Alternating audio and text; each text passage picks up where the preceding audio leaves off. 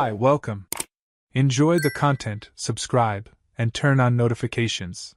David opened his eyes, and the first thing he felt was the emptiness beside him in bed. Jennifer had already gotten up. He glanced at the clock, 7:30 on a Saturday morning.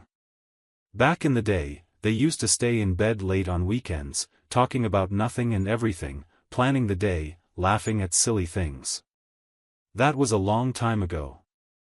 Now she got up early even on Saturdays, grabbed her phone, and went downstairs without saying a word. He got up and headed to the bathroom. He looked at his own face in the mirror while brushing his teeth. When had things started falling apart? Maybe it had been too gradual to notice. A harsh comment here, an icy silence there, a door slammed a little harder than necessary. Small cracks that kept piling up until one day you realized the whole house was about to collapse. David went down to the kitchen with the idea of making a decent breakfast. He liked cooking, he always had. His grandmother had taught him when he was a kid. She used to say a man who knows how to cook never goes hungry and always has a story to tell. He smiled at the memory of her, that small, strong woman who made the best cinnamon cookies in the world. Before starting to cook, he went into the living room and put on a Tom Waits record. Blue Valentine, one of his favorites. He turned the volume up to where he liked it, that point where the singer's raspy, soulful voice filled every corner of the house. Music had always been his refuge. When things got too heavy, Tom Waits had this way of turning pain into poetry. Back in the kitchen, he grabbed the eggs, the bacon, the sliced bread. He lit the stove and set the frying pan to heat up. The smell of bacon started spreading through the house, mixing with the sound of the music. For a few minutes, David managed to feel okay. It was just him, the food, the music. Simple as that. Jennifer appeared in the kitchen doorway. She was in her workout clothes, that purple set he'd given her for her birthday. Her hair was pulled back in a high ponytail. She looked at him with that expression he knew all too well, irritation mixed with contempt. "Do you really need to play that music so loud first thing in the morning?" she said, walking straight into the living room. David heard the volume drop sharply. That familiar tightness squeezed his chest again. It was as if everything he did was wrong. Everything he enjoyed was grounds for complaint. She came back into the kitchen and sat at the table, picking up her phone. David served the scrambled eggs, the crispy bacon, the toast. He set it all down in front of her and sat across the table with his own plate. "Morning," he said, trying to sound casual. She mumbled something unintelligible without looking up from her screen. David started eating. The silence was heavy, suffocating. He tried to remember the last time they'd had a real conversation, one of those talks where you laugh, disagree, agree, share something genuine. Weeks? Months? He'd lost count. "How did you sleep?" he asked, making another attempt. Jennifer glanced up briefly. "Fine," she said, going back to her phone. A little laugh escaped her as she typed something. David felt a strange pang. Who was on the other end of that screen, able to pull a smile out of her? Because he'd already forgotten how to make Jennifer smile. He remembered when they'd first met. It had been at a mutual friend's party.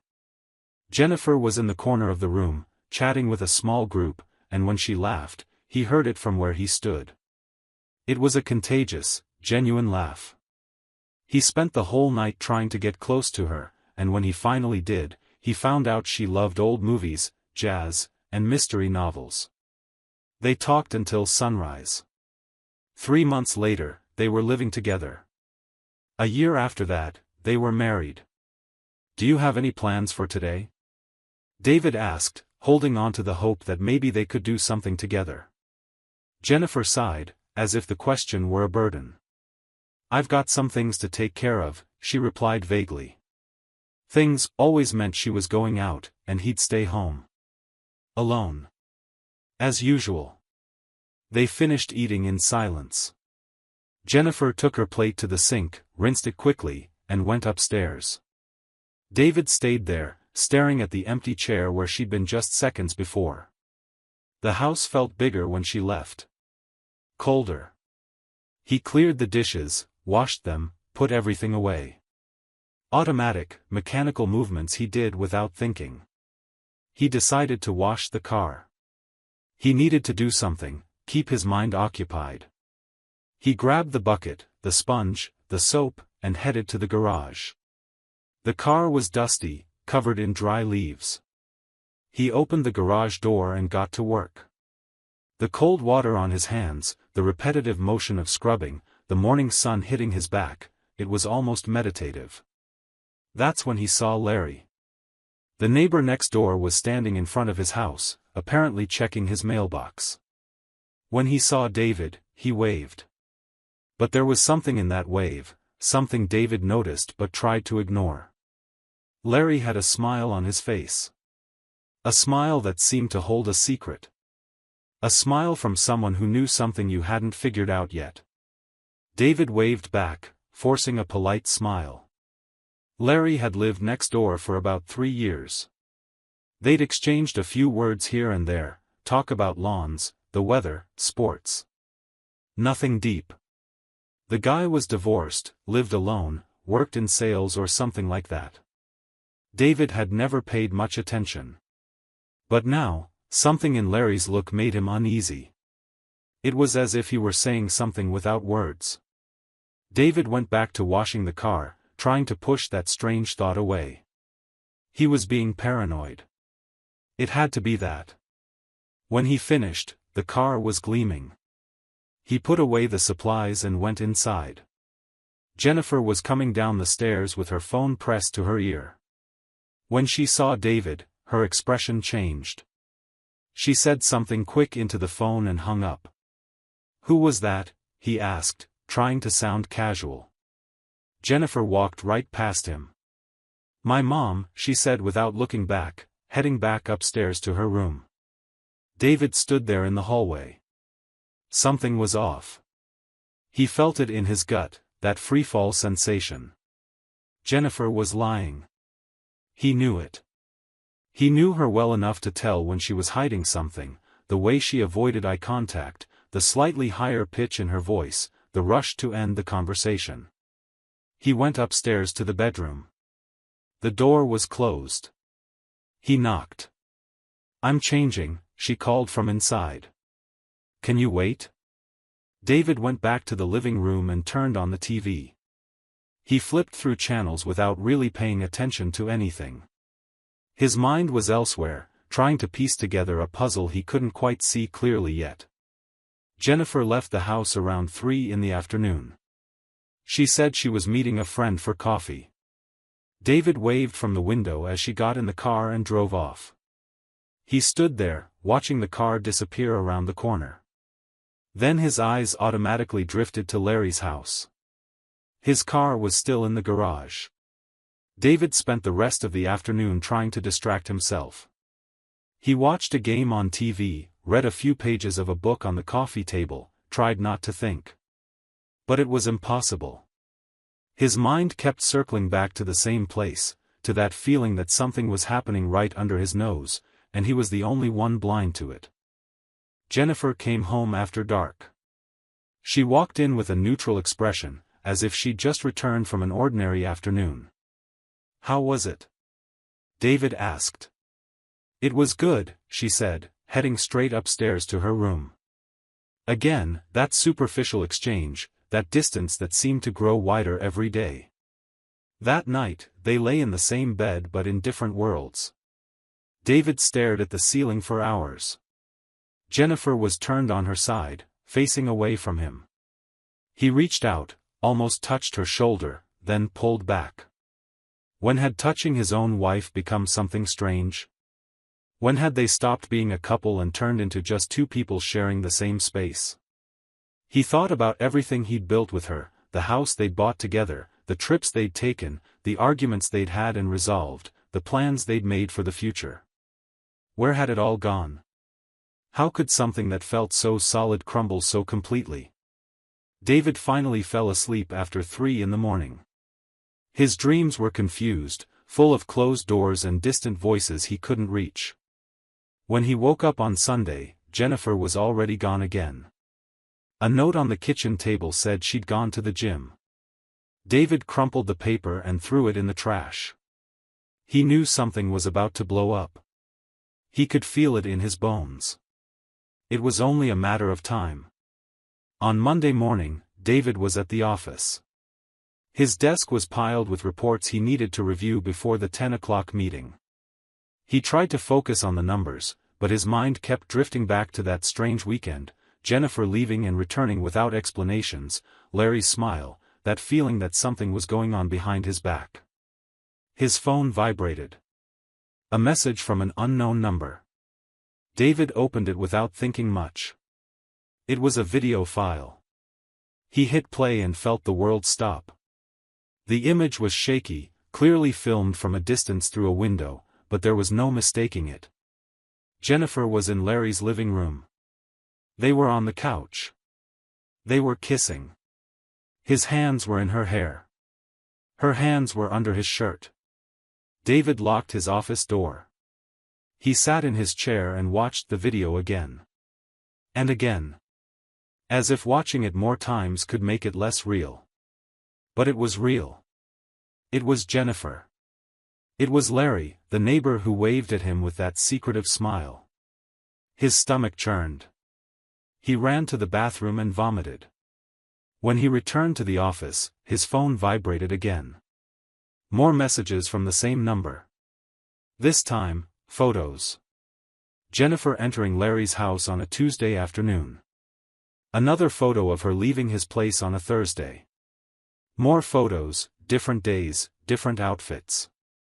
David swiped through the screen, each image felt like a stab. How many times? How long had this been going on? But the messages kept coming. A new video. David hit play with trembling hands. This time it was a different place. A different house. Jennifer was there with another man.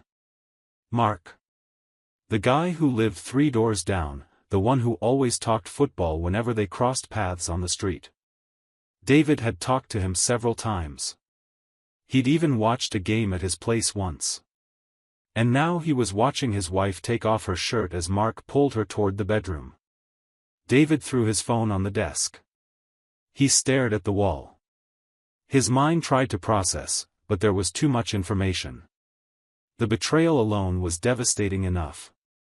But discovering it was multiple, involved several men, was systematic and recurring, that was a whole other level of pain. More photos arrived. Jennifer with a man David vaguely recognized, maybe someone from her gym. Then photos with another guy he was absolutely sure he'd never seen before. Who was sending these images? Why now? Who had followed Jennifer and documented all this? David picked up his phone and saved everything. Every photo, every video. He created a hidden folder and stored all the evidence. His mind was running on autopilot. He needed this proof. He needed to be sure it was real and that he had something to show when the time came. He tried to work for the rest of the day, but it was useless. Every time he closed his eyes, he saw the images, Jennifer kissing Larry, Jennifer with Mark, Jennifer with strangers. Each image burned into his memory like a hot iron. At 5 in the afternoon, he gave up and went home. Jennifer's car was in the garage. David took a deep breath before going in. She was in the kitchen, chopping vegetables for dinner. The scene was so normal, so domestic, so absurdly ordinary it almost felt like a cruel joke. "Hey," she said when she saw him enter, without looking up from the cutting board. David set his work bag on the floor. His heart was racing, but his voice came out calm. "We need to talk." The tone made Jennifer stop. She put down the knife and turned to him. "About what?" she asked, but there was something in her eyes, maybe fear, or guilt. He grabbed his phone and unlocked the screen. Opened the first photo, Jennifer entering Larry's house. Turned the phone so she could see. Jennifer went pale. Her hands gripped the edge of the sink. "David, I can explain," she started. He swiped to the next photo. And the next. And the next. Jennifer tried to speak several times, but the words died in her throat. Each new image was a silent accusation. When David reached the videos, he hit play and set the phone on the counter between them. The sound echoed through the kitchen. Jennifer stepped back, covering her face with her hands. "Turn it off," she pleaded. David turned it off. "How long?" he asked. His voice was strangely steady for someone whose world was crumbling. Jennifer was shaking. "David, please, let me explain." He crossed his arms. "How long, Jennifer?" She sat down in one of the kitchen chairs. Her hands were in her lap, fingers tightly interlaced. "It started about 6 months ago," she said quietly. "With Larry." 6 months. Half a year of lies. Half a year of betrayal happening while David slept beside her every night, while he tried to fix their marriage, while he wondered what he was doing wrong. "And the others?" David asked. Jennifer looked up. Tears were streaming down her face, but David felt zero compassion. "How many others, Jennifer?" She wiped her face with the back of her hand. "I met with a few people," she admitted. A few people, as if she were talking about running into acquaintances for coffee. David pulled out a chair and sat across from her. He needed to see her face when he asked. "Why?" Jennifer sobbed. "Because I was feeling alone, David. You're always working, always tired, always distant. I needed attention, someone who made me feel wanted." He heard those words and felt anger rising in his chest. She was blaming him. Putting the responsibility for her betrayal on his shoulders. "I worked to pay the bills for this house," he said, each word measured. "I worked to give you the life you wanted. And you turned that into an excuse to cheat." Jennifer shook her head. "I know it was wrong, David. I know. But our marriage had been bad for a long time. We barely talked. You were always in your own world, with your music, your breakfast, your routine. And I was just there, invisible." David stood up. "So the solution was sleeping with half the neighborhood?" "I was confused," she shouted back. "I was lost. Do you think it was easy? Do you think I wanted this?" David looked at her with an expression Jennifer had never seen before, contempt mixed with pity. "What did you want, Jennifer? Tell me. What the hell did you want?" She was silent for a long moment. When she spoke, her voice was choked. "I wanted to feel alive again. I wanted to feel like someone wanted me." David laughed, but it was a bitter, humorless laugh. "And how many men did it take to make you feel alive? 3? 4? How many more am I going to find out about?" Jennifer buried her face in her hands. David sat back down. He was exhausted. All that weight, all that pain, was starting to press on his chest in a physical way. "Who sent the photos?" he asked. Jennifer looked up. "What?" David repeated the question. "Who sent me the photos and videos?" Jennifer looked bewildered. "I swear I have no idea." And David believed her. Someone had followed Jennifer, documented everything, and sent it to him. Maybe it was the wife of one of the men. Maybe it was someone in the neighborhood who'd found out and decided he deserved to know. At that moment, the informant's identity was the least of his problems. "We can try again," Jennifer said suddenly. "We can go to couples therapy, talk, rebuild. David, I still love you." He looked at her, trying to find any trace of the feeling he once had for this woman. But all he saw was a stranger. A liar. Someone who'd broken the one thing that holds a marriage together, trust. "Do you think love is enough?" David asked. "Do you think because you say you love me, all this just disappears?" 6 months, Jennifer. For 6 months, you lied to me every single day. You woke up beside me, slept beside me, ate with me, and the whole time, you were betraying me. Jennifer stood up and moved toward him. I made a mistake. A terrible mistake. But we can get past this. Couples get past betrayal all the time. David stepped back when she tried to touch him. Betrayals, he repeated. Plural. You cheated with multiple men, multiple times. That goes beyond a mistake, Jennifer. That's a choice. She started crying harder. So that's it? You're just giving up on us like that? David felt something break inside him. Me give up? Me? He pointed at her. You destroyed this marriage. You made conscious choices, over and over, that you knew would end us. I spent months trying to figure out what was wrong, trying to make you happy, and you were out there with other men. Jennifer wiped her tears. When she spoke again, her voice had changed, there was desperation in it, but also manipulation. What if we opened up the relationship, she suggested. That way, you could see other people too. We could set rules, make agreements. Lots of couples do that. David stared at her, unable to believe what he was hearing. Are you serious? Jennifer took a step forward.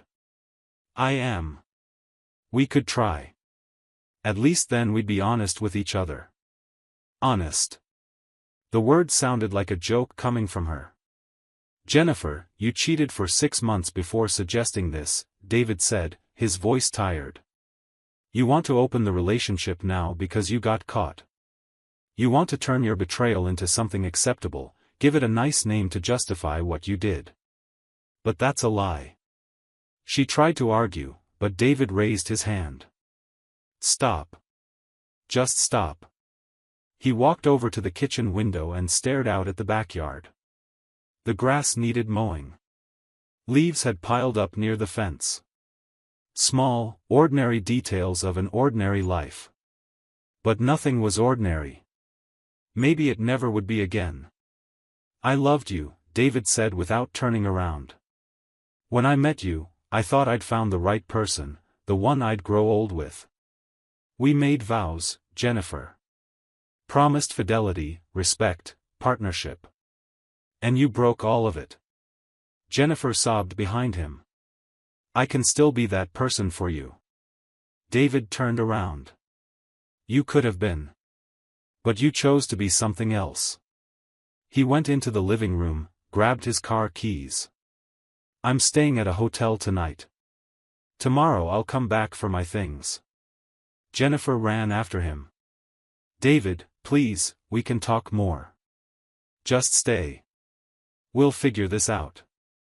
He stopped at the door. Figure out what, Jennifer? The trust you broke? The respect you threw away? The lies you told? Do you think we can just sit down and talk, and all this will disappear? She grabbed his arm. I'll do whatever it takes. Therapy, changes, whatever you want. Just stay. David gently pulled away. He looked at her one last time. He saw the woman he'd loved, the woman he'd dreamed of having kids with, growing old with, building a life with. And he also saw the woman who'd destroyed all of that. Both Jennifers existed at once, but the second had erased the first. I want a divorce, he said. And he left. The next few days were a blur. David came back to get his clothes, his books, his records. Jennifer tried to talk to him several times, but he asked her to give him space. She swung between anger and sadness, one moment accusing him of being cold and insensitive, the next begging him to reconsider. He rented a small apartment on the other side of town. A simple place, 1 bedroom, a living room, a tiny kitchen. But it was his. Every box he unpacked was a step toward a new life. A life without lies. A life without betrayal. A week after moving out, David was in the apartment organizing his things when he found an old photo. It was from their wedding day. Jennifer was radiant in her white dress. He stood beside her with a huge smile on his face. They looked so happy. So full of hope. He looked at that photo and felt a deep ache. He mourned for the version of himself in that picture, who'd been so sure that love would last forever. But he also felt something else, relief. Because now, at least, he knew the truth. He'd spent months blaming himself, wondering what he'd done wrong, why Jennifer had grown distant. And the answer was simple: she'd chosen something else. And that choice had more to do with her than with him. Months passed. David settled into a routine. He woke up early, went to work, came home.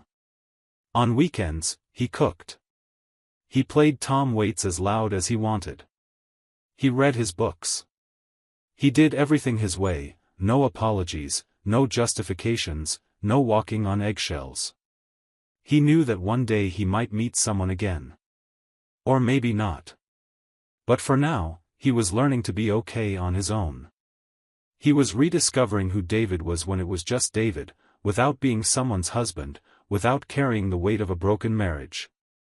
One Saturday morning, he woke up and made a full breakfast: eggs, bacon, toast, orange juice.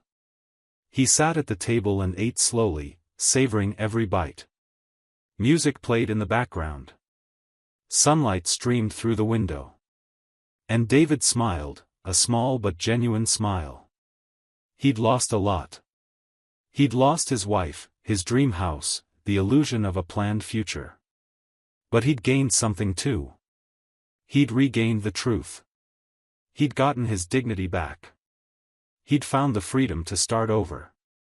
And maybe, in the end, that was the most important lesson. Some things, when broken, really stay broken forever. You can try gluing the pieces back together, pretend the crack is invisible. But you'll always know it's there. And eventually, it'll break again. David had chosen to let go, to release what was already dead. And in that small apartment, with his breakfast and his music, he was finding something he'd lost a long time ago: peace. Thank you for watching the video. If you enjoyed it, don't forget to subscribe to the channel and turn on notifications so you won't miss any updates. See you next time.